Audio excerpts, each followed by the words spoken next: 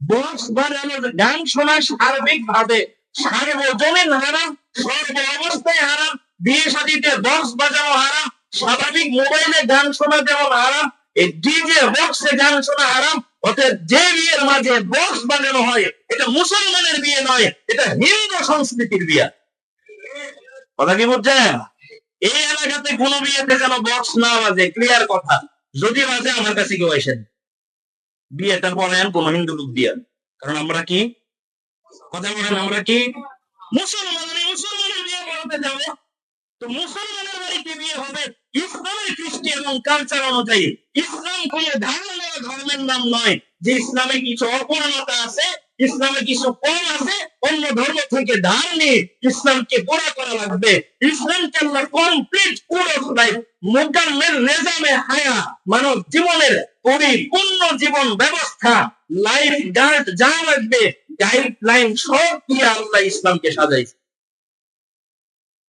Box আনছেন, গায়ে হলুদের অনুষ্ঠান করেন, নারী পুরুষের অবাধ মেলামেশার ব্যবস্থা করেন, হারাম ব্যবস্থা করে দেন, জেনা ছয়লা হয়, সেই বিয়েতে আবার আপনি ইসলামিক হুজুর দিয়ে বিয়ে করাবেন। রাত থেকে নিয়ে 3 দিন আগে থেকে নিয়ে বিয়ের আসরের বিয়ের আগ পর্যন্ত সব করলেন অন ইসলামিক স্টাইলে। বিয়ের সময় ইসলামিক কি মুসলমান আপনি? কথা কি বুঝলেন কিছু নাকি? স্পষ্ট করতে গানটা খারাপ করে শুনেন। যদি এমন নয় তাহলে আমার কাছে আইসেন, আপনি নিজের বিয়েটা নিজে পড়ায় নিয়ে।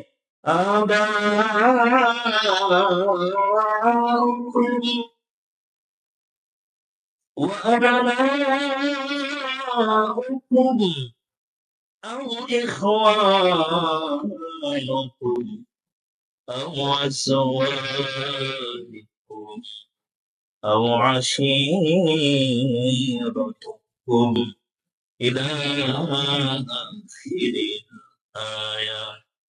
10 নম্বর সূরা, সূরার নাম সূরাতুত তাওবা, আয়াত নম্বর 24। আল্লাহ বলেন, নবী হে, দুনিয়ার মানুষদেরকে আপনি বলে দেন, দুনিয়ার মানুষেরা রে, তোমাদের কাছে যদি তোমার বাবা, তোমার সন্তান, তোমার ভাই, তোমার বিবি, তোমার পরিবার পরিজন, তোমার যে সম্পদ আছে, তোমার যে ব্যবসা আছে, তুমি যেখানে অবস্থান করো, তোমার বাড়ি ঘর যা আছে, এসব কিছুর চাইতে যদি আহাব্বা ইলাইকুম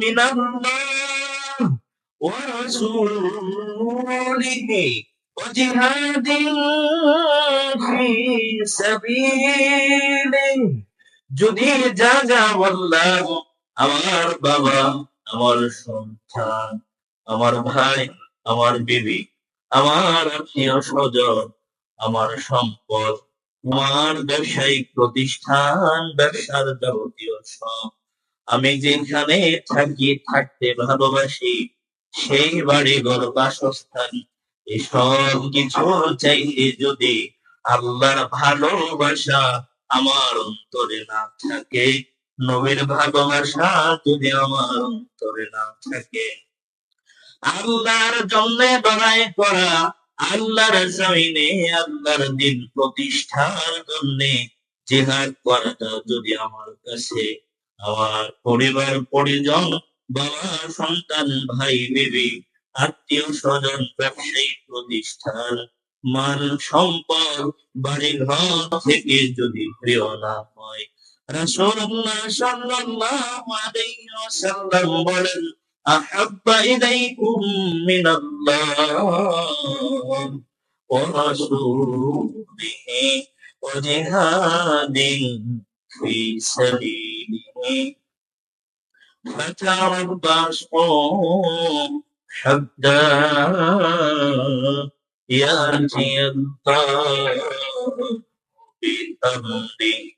যদি আল্লাহ, আল্লাহর রাসূল, আল্লাহর পথে জিহাদ করার চাইতে দুনিয়ার এই মানুষগুলা, আত্মীয় স্বজন গুলা, পরিবার পরিজন, ব্যবসায়িক যে মাল আছে, প্রতিষ্ঠান আছে, সহায় সম্পত্তি যা আছে, এগুলা যদি আল্লাহর চাইতে আমার কাছে, আপনার কাছে দামি হয়, প্রিয় হয়, আল্লাহর রাসূলের মাধ্যমে আল্লাহ নিজের কথা জানিয়ে দিচ্ছেন, দুনিয়ার মানুষ যারা আমি আল্লাহর চাইতে, আমার নবীর চাইতে, আমার পথে লড়াই করার চাইতে এই জিনিসগুলারে বেশি ভালোবাসবে, অপেক্ষায় থাকো, আল্লাহ তাআলা তোমাদের উপরে আযাব দিবেন। নাউযুবিল্লাহ। আয়াত থেকে স্পষ্ট বার্তা আল্লাহ বলেন, ফাতারাব্বাসু আইয়ান্তাযিরু, এই দুনিয়ার মানুষ অপেক্ষা করো, দিন গুলো সময় ধরে রাখো। যদি দুনিয়ার বিক্তব হইব, সন্তান, পিতা মাতা, মাল সম্পদ, এগুলা আল্লাহর চাইতে বেশি ভালোবাসার হয়, নবীর চাইতে বেশি ভালোবাসার হয়, জেহাদের চাইতে বেশি ভালোবাসার হয়। অপেক্ষা করো, দিন গুনতে থাকো, আসমানের মালিক আল্লাহ একের পরে এক আযাব আর গজবে তোমাদের ছেড়ে দিবেন। তার মানে আয়াত থেকে বোঝা যায়, দুনিয়াতে আল্লাহ পাঠানোর উপরে, দুনিয়াতে চলার জন্য যত আল্লাহ দিয়ে সাজাইছেন, এই ভব সংসারে যা কিছু আছে সব কিছুর চাইতে আল্লাহর ভালোবাসা অন্তরে জায়গা দেওয়া লাগবে। আল্লাহর পরে যার ভালোবাসা সব চাইতে বেশি অন্তরে জায়গা পাবে, তিনি হলেন আমার আপনার নবী মুহাম্মদুর রাসূলুল্লাহ। এই দুই জিনিসের পরে আল্লাহর পথে লড়াই করা, জিহাদ করা, মুসলমানের দেহের সাথে, মুসলমানের চরিত্রের সাথে, মুসলমানের জিন্দেগির সাথে লড়াই করা, জিহাদ করা, কষ্ট করা, সাধনা করা ওতপ্রোত ভাবে জড়িয়ে আছে। এজন্য আল্লাহ আপনার ভালোবাসা, নবীর ভালোবাসার পরে জিহাদের ভালোবাসার কথা বলেছেন। সুবহানাল্লাহ।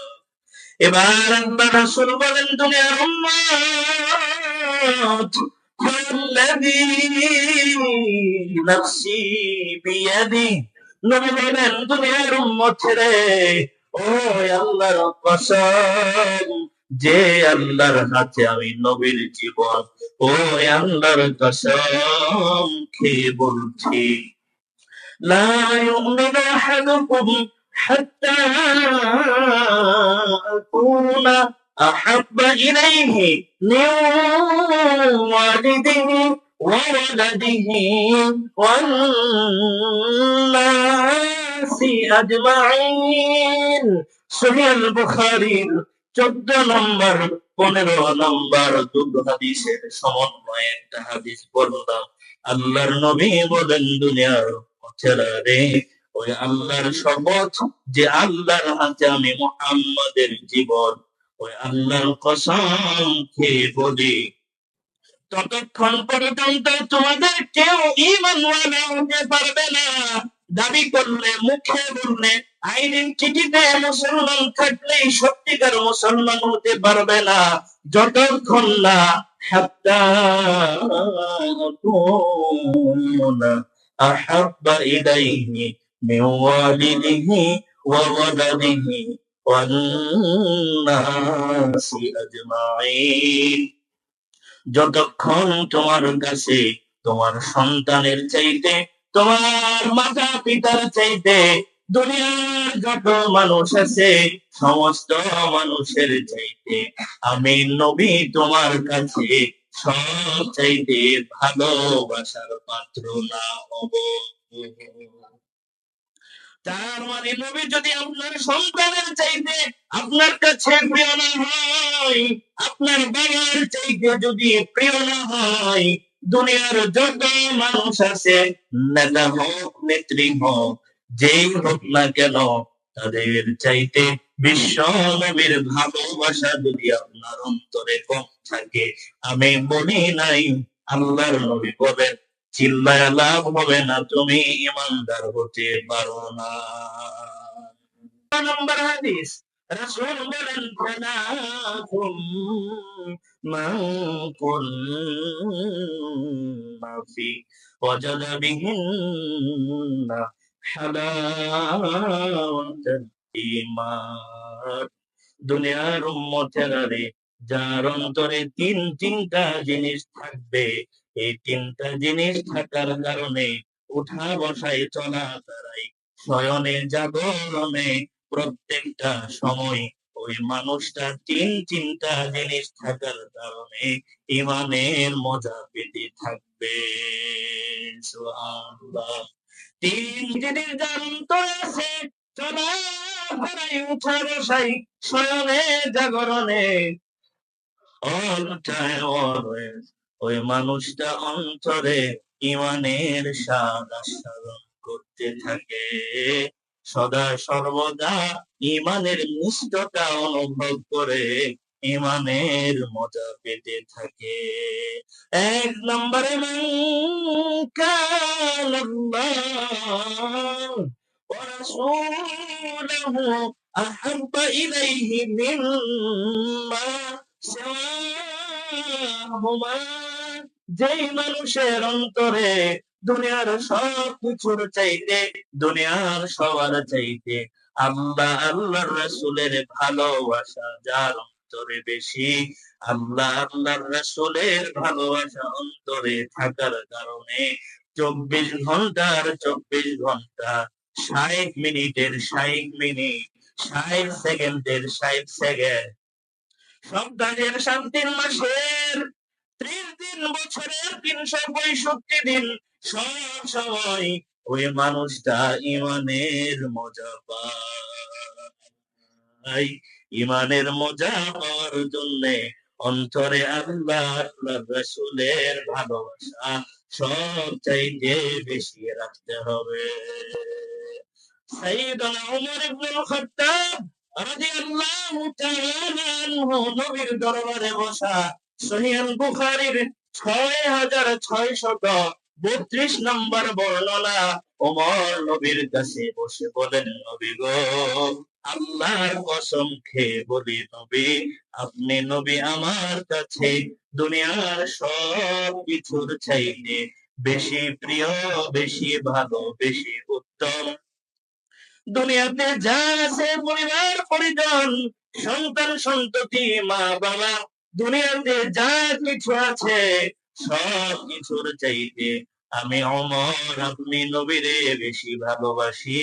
ইল্লা লিনাফসি, শুধুমাত্র আমার জীবন ছাড়া। নবী গো, নিজের জীবনের প্রতি সমস্ত মানুষের মায়া বেশি। নবী, আমি ওমর আমার জীবনের চাইতে, নিজের চাইতে, নিজের থেকে নিজ বাদে, আমার জীবন বাদে দুনিয়ার যা কিছু আছে সব কিছুর চাইতে আপনি নবীরে বেশি ভালোবাসি। আবার আপনার নবী ওমরের ডাক দিয়ে বলেন, ওমর, এখনো তুমি পরিপূর্ণ ইমানদার হতে পারো না। কি বলছি, ইমানদার হইছে? ইমানদার হও নাই। ওমরকে ডাক দিয়ে বলেন, সরকার, فقال له عمر فإن রাসূলুল্লাহ সাল্লাল্লাহু আলাইহি ওয়াসাল্লাম ওমরের ডাক দিয়ে বলেন, লা ওয়াল্লাযী নাফসি বিয়াদিহি।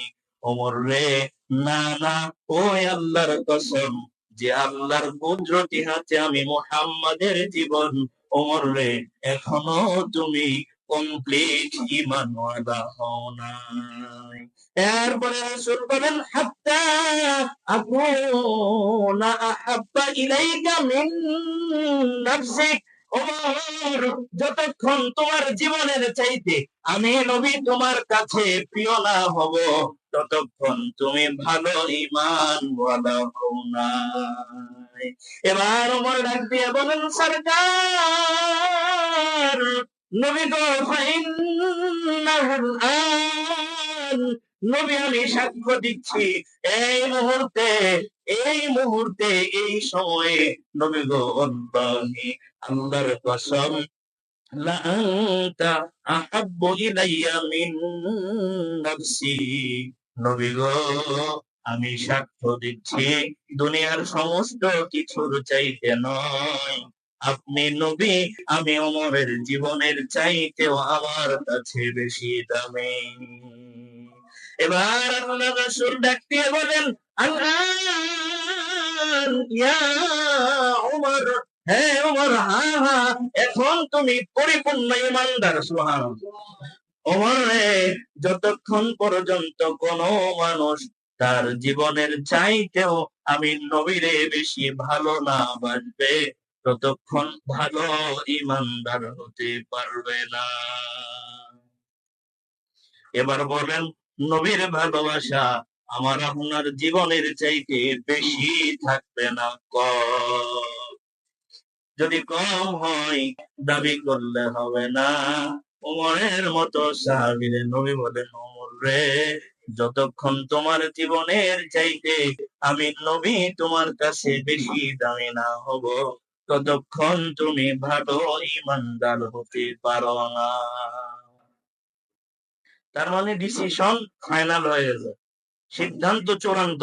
নিজের জীবনের চাইতেও বেশি কাকে ভালোবাসতে হবে? নবীকে। কাকে? কেন বললাম? কেন বলছি এবার বলবো ইনশাআল্লাহ, মূল পয়েন্টে আসবো ইনশাআল্লাহ। শুধু এইটুকু শেষ না, আবার কোরআনের 33 নম্বর সূরা, সূরার নাম সূরাতুল আহজাব, আয়াত নাম্বার 6। আল্লাহ তাআলা বলেন, আন-নাবিয়্যু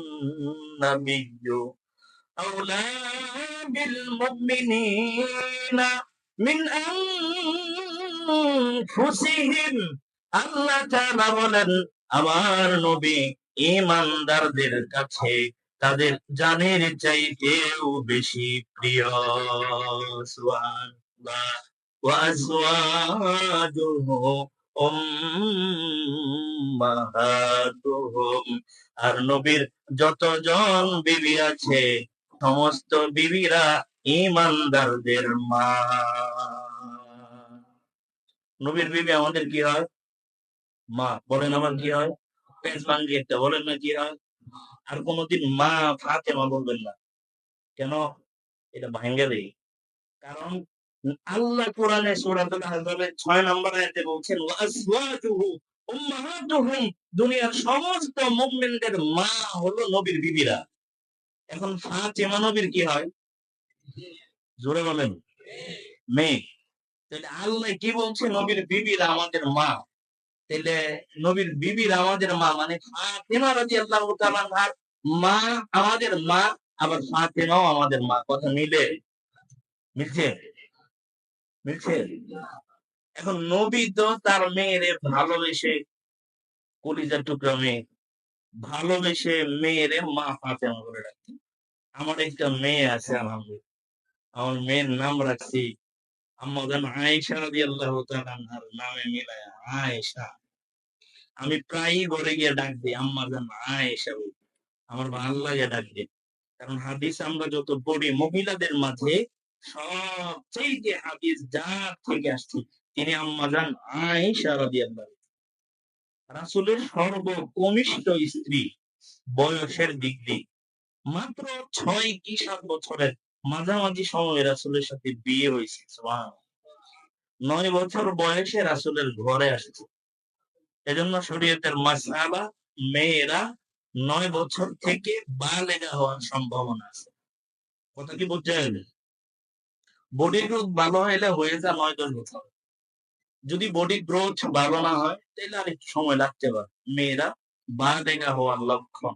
আম্মা জান আয়েশা রাদিয়াল্লাহু তাআলা আনহাকে 9 বছর বয়সে আবু বকর আল্লাহ রাসূলের ঘরে দিয়ে আসছে। আমাদের দেশে ট্র্যাডিশন হইলো বরযাত্রী আয়া মেয়েরে নিয়ে যায়। ইসলামের মূল ট্র্যাডিশন ছিল মেয়ের বাবা মেয়েরে নিয়ে দিয়ে আসে। কথা কি বুঝছেন? আমাদের দেশের ট্র্যাডিশন এটা কেন হয়েছে? এই কারণে বরযাত্রী খাওয়ানো লাগে। কি খাওয়ানো লাগে? বরযাত্রী। এই যাত্রী পুরাটাই হারাম যাত্রী। কি যাত্রী? হারাম যাত্রী। হারাম যাত্রী। ইসলাম বলে এই যাত্রী পুরাটাই হারাম যাত্রী।